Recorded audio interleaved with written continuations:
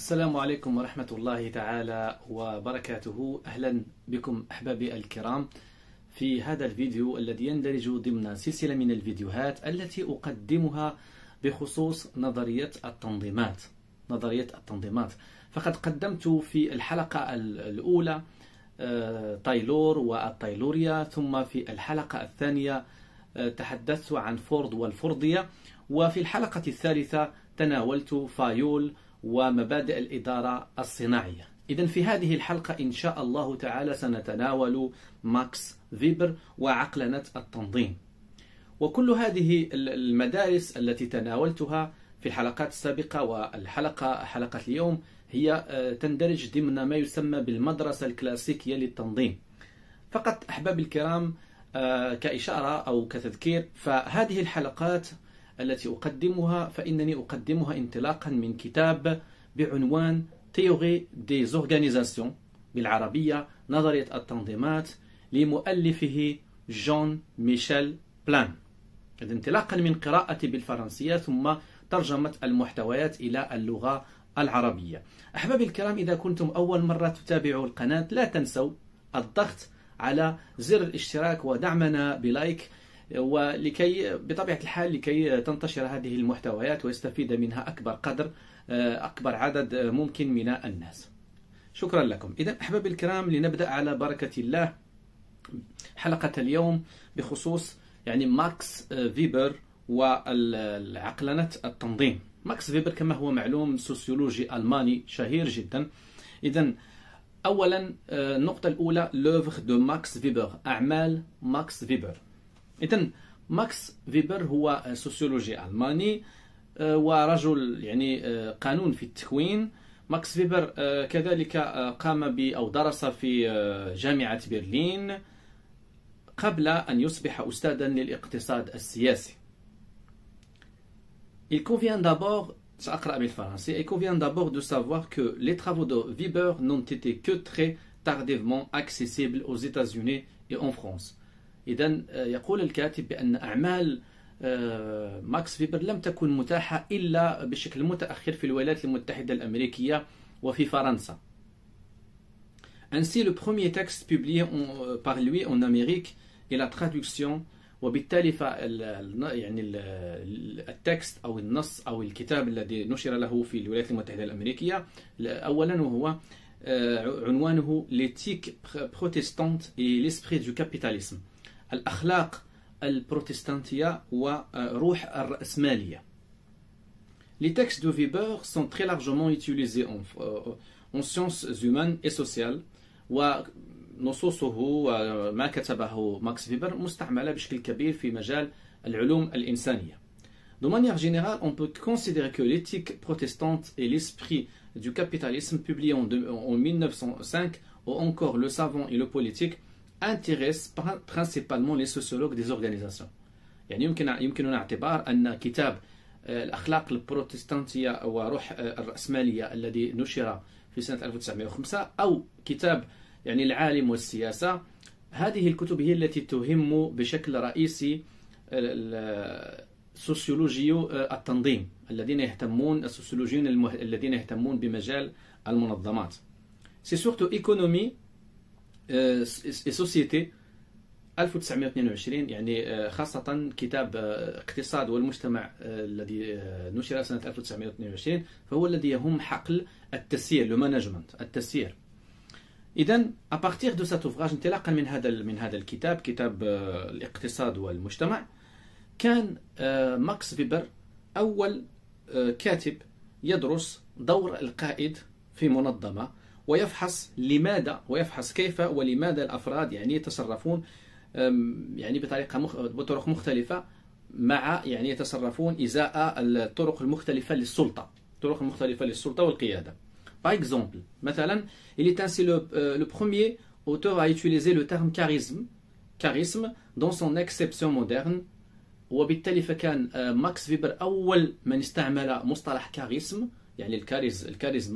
الكاريزما، والتي تعني في معناها المعاصر les qualités personnelles d'ascendant sur les autres que peut posséder un individu. وهي في الشخصية المزايا الشخصية التي يمكن أن يتميز بها شخص. لأن لما نقول شخص كاريزمي له كاريزما، فهو شخص يعني ملهم، له يعني في يعني خصائص نفسية وشخصية تجعله يعني قياديا. En fait, on peut aujourd'hui affirmer que l'œuvre de Weber est considérable et qu'elle s'articule pour l'essentiel autour de trois grands axes. إذن يمكن اعتبار أعمال فيبر معتبرة وقيمة وتتمحور أساسا حول 3 محاور. المحور الأول هو محور فلسفي. إذن محور فلسفي لأنه يتساءل فيه ماكس فيبر عن مستقبل الحياة الأوروبية، خاصة بعد يعني أن ابتليت هذه أو المجتمعات الأوروبية، بعد أن ابتليت المجتمعات الأوروبية يعني كثرة الإيديولوجيات وصعود الفردانية والعقلانية. إذن Max Weber, il montre en ce sens les dangers de la rationalité croissante due à la capacité de calcul et pouvant conduire à limiter les capacités de créativité et d'innovation. ومنه فهو يعني يبين في هذا الإطار مخاطر العقلانية المتنامية التي بطبيعة الحال هي القدرة أو يعني تنامي القدرة على الحساب الدقيق وكذا والعقلنة، في مقابل يعني الحد من القدرات الإبداعية والتجديدية qui ne sont possibles selon lui que par les actes، والتي لا يمكن أن تكون ممكنة، يعني هذا الإبداع والتجديد لا يمكن أن يكون يعني ممكنا إلا بأفعال اللي هي تسمى irrationnelle غير عقلانية بالنسبة له. لو سكوند اكس، المحور الثاني، يخص نظرية في العلوم الإنسانية من خلال دراسة الشروط أو الظروف العلمية ومعرفة الأفعال الإنسانية، من خلال دراسة الفعل الإنساني، التركيز على الفعل الإنساني. لأن هناك بعض السوسيولوجيين درسوا مثلا البناء المجتمعي، النسق المجتمعي، لكن ماكس فيبر يركز خاصة على الفعل الإنساني. الفعل الإنساني.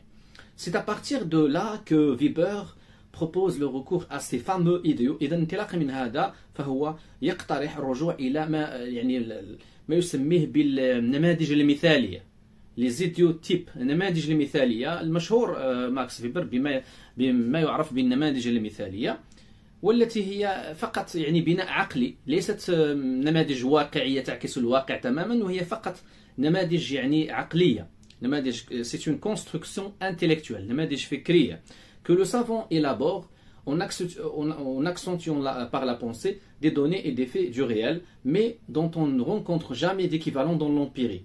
ولكن هذه النماذج العقلية يعني ليس بالضرورة أن نجدها مطابقة للواقع، هي فقط نماذج من أجل التحليل، نماذج عقلية من أجل التحليل.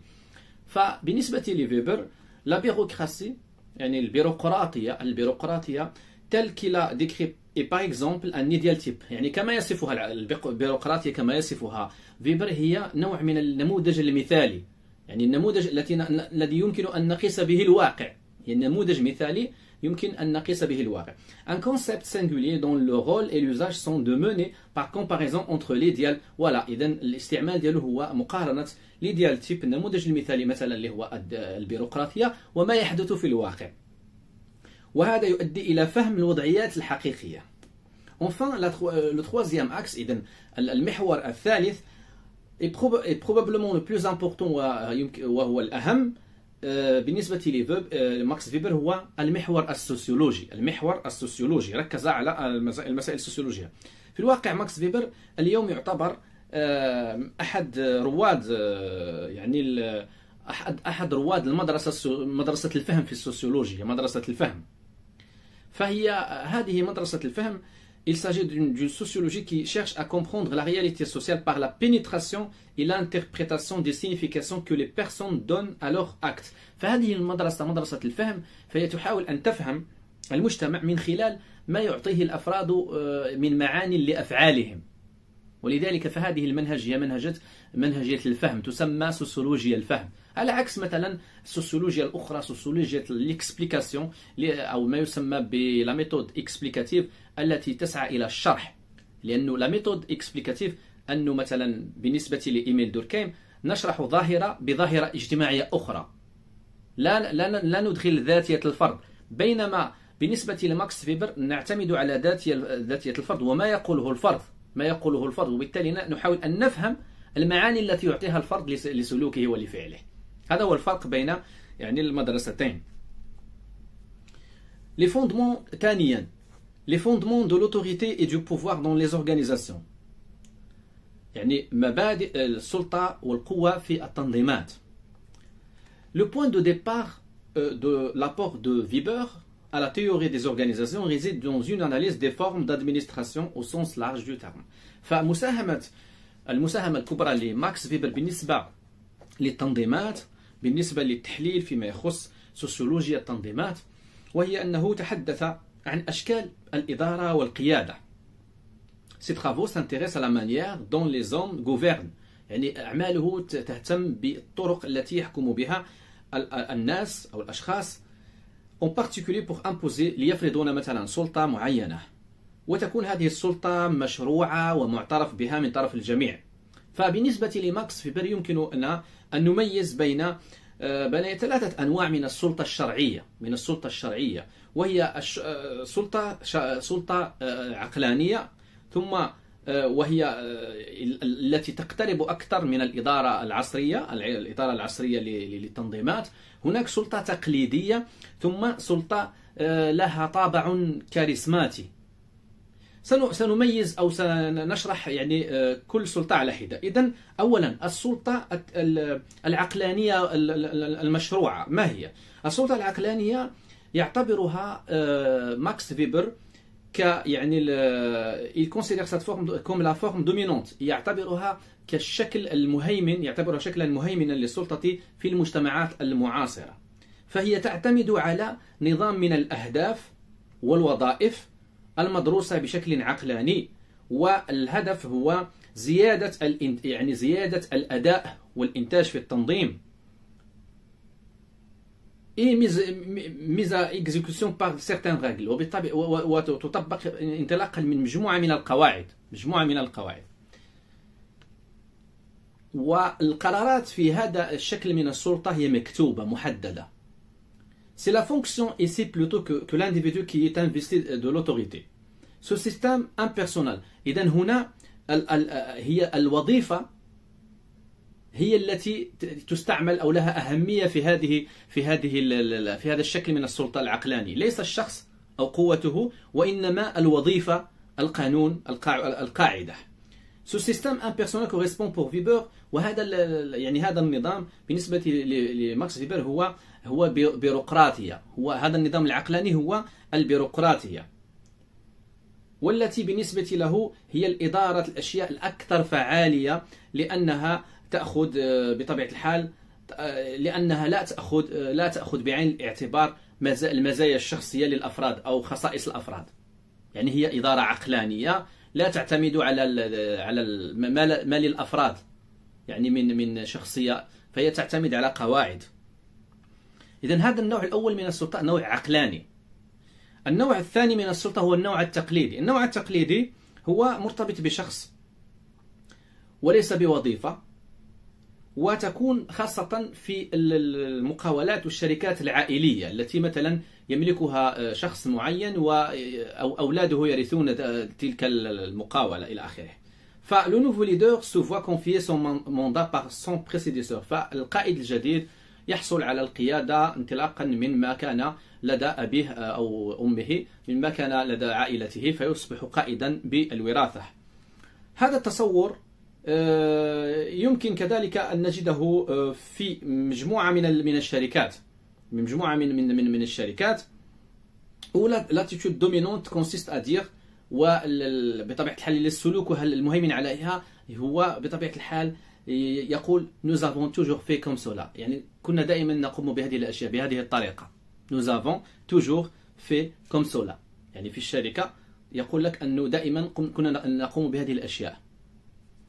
Cette forme d'autorité repose ainsi sur l'adhésion ou bien fondée de dispositions transmises par le temps. L'obéissance est fondée sur une relation personnalisée et le droit est un droit coutumier. هنا القانون هو قانون عرف وليس بالشكل السلطة العقلانية. السلطة الأخيرة الثالثة رقم 3 وهي السلطة الكاريزماتية. السلطة الكاريزماتية وهي تعتمد على المزايا الشخصية لفرد، والتي لا يمكن نقلها إلى فرد آخر، لأنه مرتبط به هو كفرد. هو لديه بعض القدرات في شخصيته، لديه موهبة في القيادة، شخصية يعني قوية كاريزماتية، فهو الذي يقود التنظيم بتلك الشخصية. والمشكلة هذا النوع من التنظيمات أنه عندما يعني يذهب هذا الشخص يحدث خلل في التنظيم، لأن ذلك التنظيم كان يعتمد على زعيم، على شخص قوي له شخصية قوية، وبالتالي يصعب تعويضه.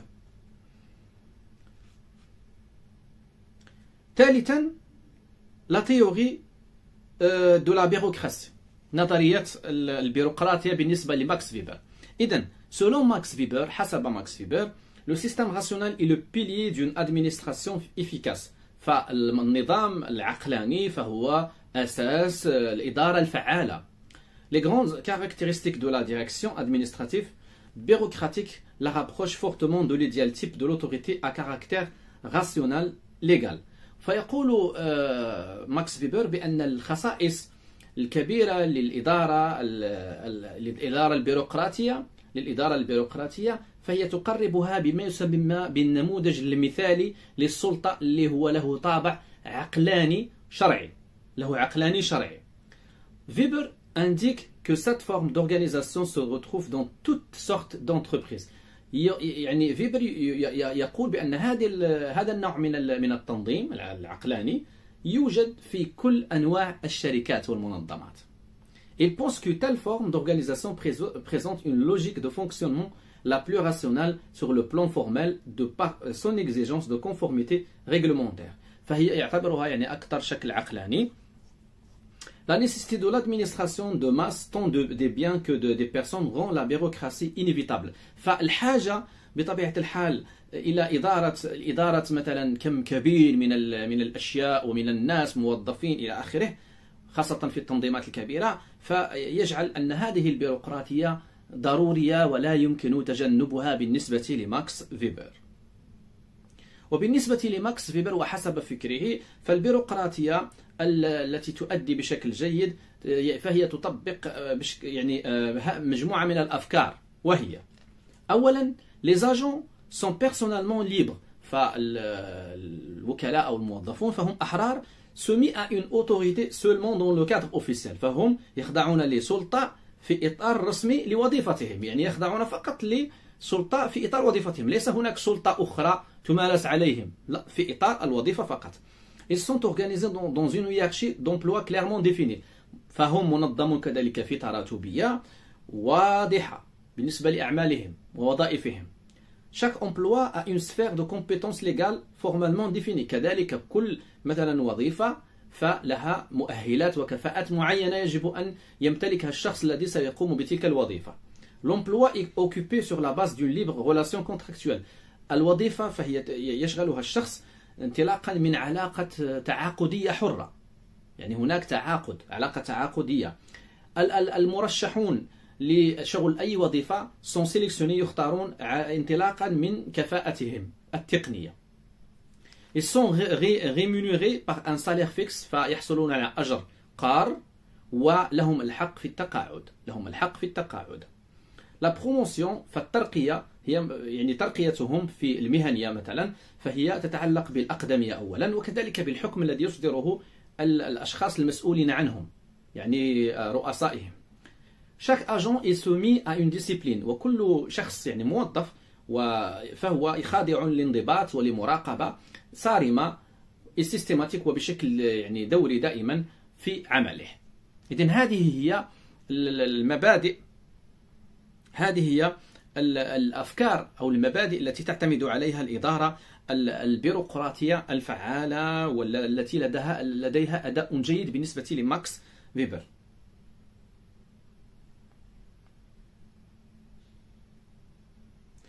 Ces critères, bien que largement critiqués par les théoriciens de management, sont en vigueur dans beaucoup d'organisations. فهذه المعايير رغم أنها انتقدت من طرف مجموعة من منظري المجال التسيير، فهي في الحقيقة مستعملة وحاضرة في العديد من المنظمات. Il y a près d'un siècle, Weber était convaincu de leur supériorité pour conjuguer les efforts des individus au travail. فكان فيبر كان يعتقد بأنه هذه الأمور ضرورية لتوحيد جهود العمال في العمل. Selon lui, le capitalisme a joué un rôle majeur dans le développement de la bureaucratie. بالنسبة له فالرأسمالية لعبت دورا كبيرا في تطوير البيروقراطية لأنها puisque c'est un système économique لأنها نظام اقتصادي لها نظام اقتصادي يعتمد على الحساب العقلاني للربح على المدى البعيد. Il établit un lien entre organisation et religion à travers sa thèse. وكذلك فماكس فيبر قام بعقد علاقة ترابط بين الدين وبين كذلك التنظيم انطلاقا من أطروحته، وهي أن هناك علاقات بين ما يسمى بالأخلاق البروتستانتية وكذلك الروح الرأسمالية. فهو كان يعتقد بأن الرأسمالية والبيروقراطية فهي معززة من طرف السلوك الأخلاقي، خاصة بالنسبة للديانة البروتستانتية التي تشجع على تجميع رأس المال تجميع رأس المال avec sa croyance dans une rédemption fondée sur une activité créatrice sur terre. إذن هو ماكس فيبر كان يعتقد أو في كتابه الأخلاق البروتستانتية وروح الرأسمالية ربط بين الأخلاق البروتستانتية والروح الرأسمالية. قال بأنه في البروتستانتية هناك نوع من الميل إلى العمل، كذلك الميل إلى تجميع المال وعدم تضييعه والإسراف في تضييعه، وبالتالي فالأخلاق البروتستانتية أو الدين البروتستانتي شجع على البيروقراطية وعلى الرأسمالية، على الرأسمالية أو على النظام الرأسمالي. هذه العلاقة التي بطبيعة الحال أقامها ماكس فيبر. وهناك العديد من الباحثين انتقدوا هذا الربط الذي اعتبروه غير منطقي. على كل أحبابي الكرام، إذا انتهيت من ماكس فيبر من هذه الحلقة. في الحلقة القادمة إن شاء الله تعالى سننطلق في مدرسة جديدة وتيار آخر، وهو تيار العلاقات الإنسانية. إذن إن شاء الله تعالى في الحلقة القادمة سأتناول تيار العلاقات الإنسانية. تحية طيبة لكم. لا تنسوا دائما الاشتراك في القناة والضغط على اللايك. السلام عليكم.